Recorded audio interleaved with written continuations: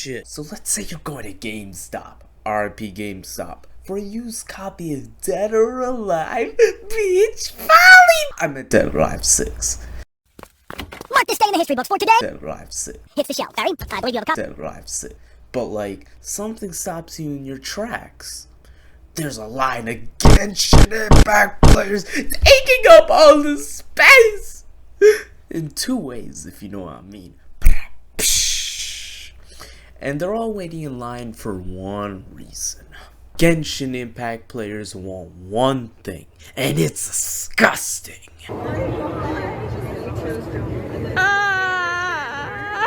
My daddy, I sleep with him.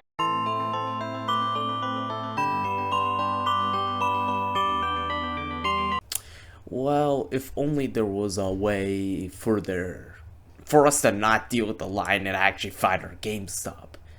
Well, that's where hashing comes in.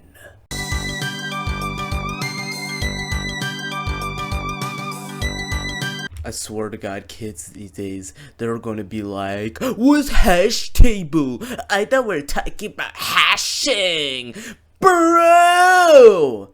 Like, can we just first talk about how they're related, and can you let me finish my point? Anyway, hashing is the process of mapping keys of values to indexes in the hash table. Well, what's a hash table? It's a data structure that wastes less space than a lookup table by mapping all the possible key values to a smaller range of entries based on a generated hash code. How? Well, it uses a hash function, which converts a given key to an array index.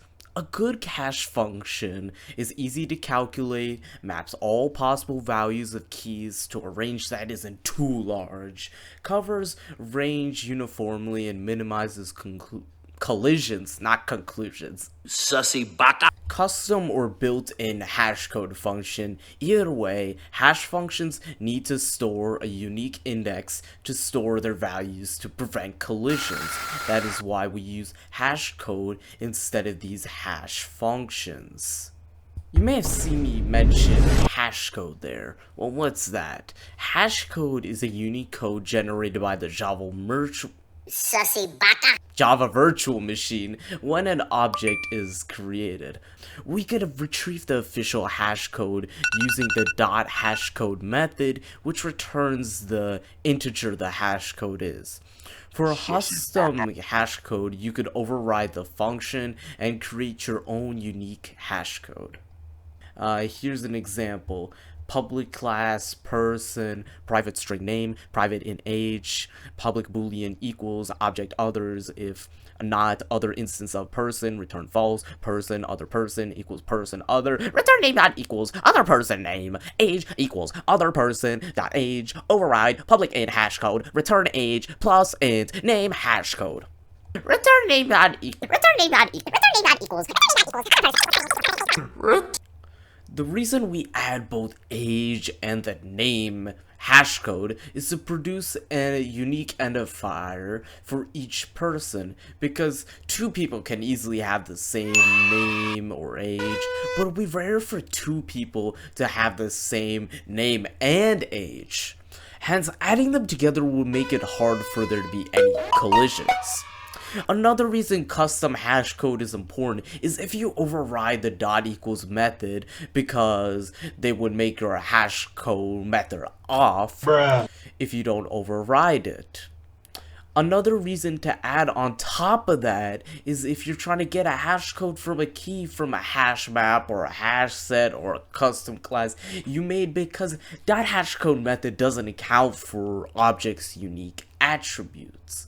But you don't gotta worry for string, double, integer classes. You could use the inbuilt hashcode for that. Here's an example of a simple hashcode function.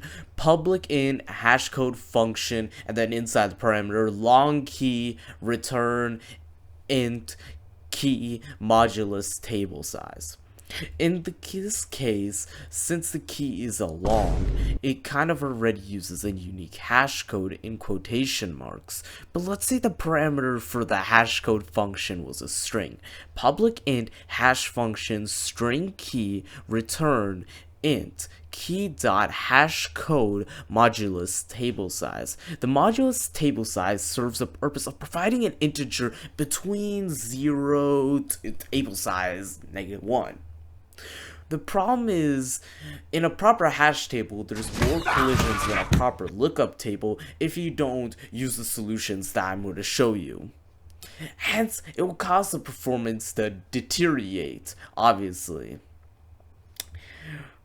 One of these methods is rehashing. Rehashing is a way to prevent future slowdown by expanding the table and recomputing the index. The problem is it's way too time consuming. Like, I don't got the time for that. We live in a fast world, fast generation. We need stuff instantly. I don't got time to read that.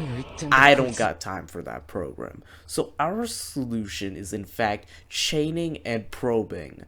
Note, Java only uses chaining as an inbuilt method when there are collisions. So in Java, you want probing. You gotta do it yourself. Chaining is using a linked list, sorted array, or binary search tree, which we call a bucket, at each index to hold same values at each index. The bucket is like the linked list at linked list, sorted array, or binary tree at each of the indexes. Meanwhile, probing uses a probing function to find the next available spot. A probing function converts the original occupied index that we got from hashing to find a new index until it finds an empty index.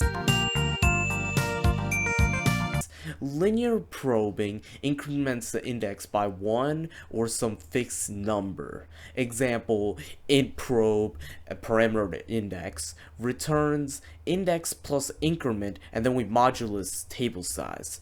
Quadratic probing uses a quadratic function to find the next index. That means the distance between the successive probes increases quadratically. Example for the distance between each one: index, then index plus 1, then index plus 4, index plus 9. It's not linear like before.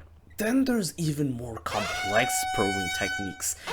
And I'm not going to go over the implementation right now, but let me tell you, they don't only just involve like consecutive numbers of the attempted index, but values of the key. In some cases, even a rehash function could be used instead of like the modulus table size.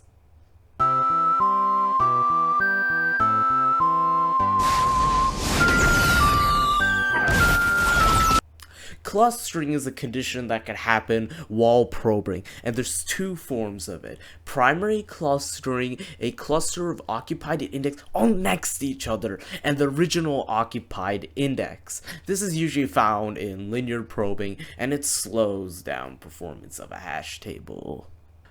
Meanwhile, secondary clustering is more spaced out, where if another value were to be hashed to the table to the same index that caused probing to occur, usually in the case of quadratic probing, it causes decrease in performance, but not as bad as primary clustering. An example of how you could implement this in Java with custom hash and probing function that doesn't rehash depending on the index of the value of the key would be int index equals hash function, and then inside the hash function target.getKey. While hash table, the index will be index and not equal to null. Inside that while loop, index equals probe index, hash table index equals target. To measure the performance, we use load factor, where total number of items is divided by the number of buckets. Low load factor wastes space. Meanwhile, high load factor slows access. Hence, we want a load factor that's somewhere in between low and high. Let's say you're given 16 buckets as max capacity and a load factor limit of 0.75. Then what's the amount of entries that you could put in the table until you got a rehash to prevent performance from deteriorating in the future? Well, the answer is 12, and it's not some complex equation. It's just because 16 times 0.75, 3 by 4, whatever you call it, equals 12. Oh yeah, I didn't explain how the hashing could stop the Genshin line. Just activate your hashing powers. Hashing powers! Activate!